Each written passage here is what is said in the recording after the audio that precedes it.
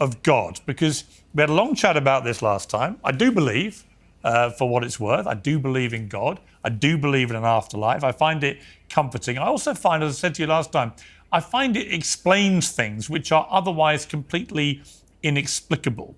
And we had a guest on recently, Professor Stephen C. Meyer, who's a prominent believer in intelligent design, or what he calls the God hypothesis. He watched our last interview that you and I had, and this is what he said about it.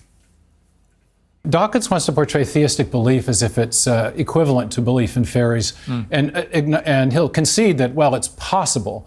But I think there's a stronger argument for the theistic case. And that is that when scientists and philosophers reason from evidence, they typically use a method of reasoning that has a technical name. It's called inferring to the best explanation, where the best explanation is one where you're invoking a cause which has the kind of powers that would be required to explain the phenomenon of interest. And you correctly pointed out in your conversation with him that when you get back to that, what physicists often call the singularity, the point where matter, space, time, and energy begin to exist, the materialist is really up against a huge conundrum, because prior to the origin of matter, there is no matter to do the causing. That's what we mean by the origin of matter, that's where it starts. Right. And so if you want to invoke a cause which is sufficient to explain the origin of matter, you can't invoke matter. It's in principle, the materialistic explanations are in principle insufficient. So you need to invoke something which is external to the material universe and is not bounded by time and space as well. And that starts to paint a picture of the kind of cause you would need that has the sort of attributes that traditional theists have traditionally associated with God.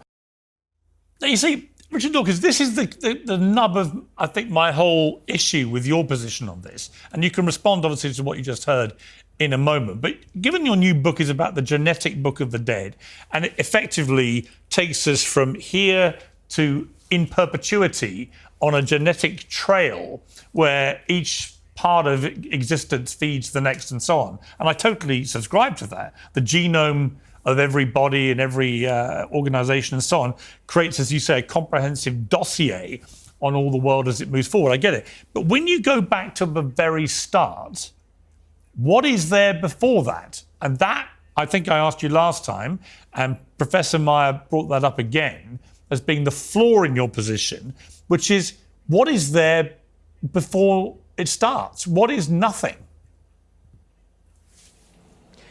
This is a question for a physicist, not a biologist, but what I would answer to Professor Meyer is that we need to explain complexity in terms of simplicity. And of course it's true that I cannot say what was there before the Big Bang. Physicists sometimes tell us that the word before doesn't even mean anything before the Big Bang.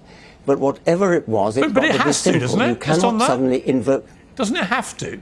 I mean, someone as logical as you are, and I believe you are, you think about this all very logically. A logical mind surely has to appreciate that before the Big Bang, there has to have been something before then. Otherwise, what is nothing? A physicist will tell you that yeah, but what do you tell me? I'm trying to tell you what a physicist would say first of all. They would say that you cannot use the word before for the Big Bang. Time began at the Big Bang. There was no before the Big Bang. I know it's contrary to common sense. Physicists don't necessarily deal with common sense. Well, it makes no sense, does it? And that's what I mean. I think you're a logical man. That cannot make sense to you. The idea that you're not even allowed to use the word before the Big Bang, when every part of both of our brains tells us that that's obviously nonsensical, doesn't that make you think again? We are not physicists. I, like you, am completely baffled by what physicists say to me, which is that you cannot use the word before for before the Big Bang. Time itself began at the Big Bang. Now that is totally counterintuitive.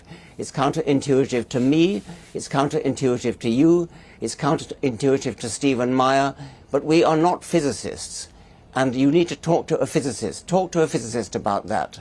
And they will tell you that you cannot use the word before for the Big Bang. Yeah, but you think that's as preposterous as I do. I do, because I'm not a physicist. You've just written a book